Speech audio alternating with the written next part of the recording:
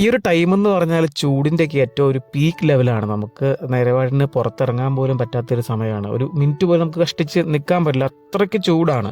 അപ്പം ഈ ഒരു ടൈമിൽ നമ്മൾ യൂസ് ചെയ്യേണ്ടത് കോട്ടൺ ഫാബ്രിക്കാണ്. കോട്ടൺ ഫാബ്രിക്കിൻ്റെ ഒരു ഗുണങ്ങളൊക്കെ നിങ്ങൾക്ക് അറിയാവുന്നതല്ലേ. കോട്ടൺ ഫാബ്രിക്കിൽ വരുന്ന വസ്ത്രങ്ങൾ അതുപോലെ ലിനൻ ഫാബ്രിക്കൊക്കെയാണ് ഈ ഒരു ചൂടുള്ള ടൈമിൽ നമ്മൾ യൂസ് ചെയ്യേണ്ടത്.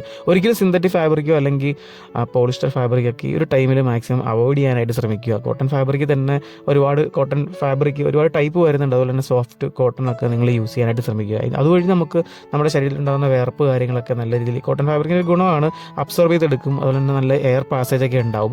പിന്നെ കളറൊക്കെ ചൂസ് ചെയ്യുമ്പോഴത്തേനും ഒരുപാട് ഡാർക്ക് കളർ ചൂസ് ചെയ്യാതെ ലൈറ്റ് കളേഴ്സൊക്കെ യൂസ് ചെയ്യും. കാരണം വെച്ചാൽ ആ ഒരു ഡയറക്റ്റ് സൺലൈറ്റ് ഒക്കെ നമ്മുടെ ശരീരത്തിൽ അടിച്ചു കഴിഞ്ഞാൽ ഒരുപാട് ദോഷങ്ങളുണ്ട്. നമുക്ക് ക്യാൻസർ, സ്കിൻ ക്യാൻസർ വരെ ഉണ്ടാകാനുള്ള ചാൻസ് ഉണ്ട്. അപ്പം മാക്സിമം നമ്മൾ അതിനെ പ്രിവെൻറ്റ് ചെയ്യാനായിട്ടുള്ള പ്രിക്കോഷൻസ് ഒക്കെ എടുക്കുക എന്നുള്ളതാണ്. അപ്പോൾ ഏറ്റവും ചൂടുള്ള ടൈമിൽ മാക്സിമം പുറത്തിറങ്ങാതിരിക്കുക. ഈ ഡ്രസ്സ് യൂസ് ചെയ്യുമ്പോൾ ഈ പറഞ്ഞ കാര്യങ്ങളോട് ശ്രദ്ധിക്കുക.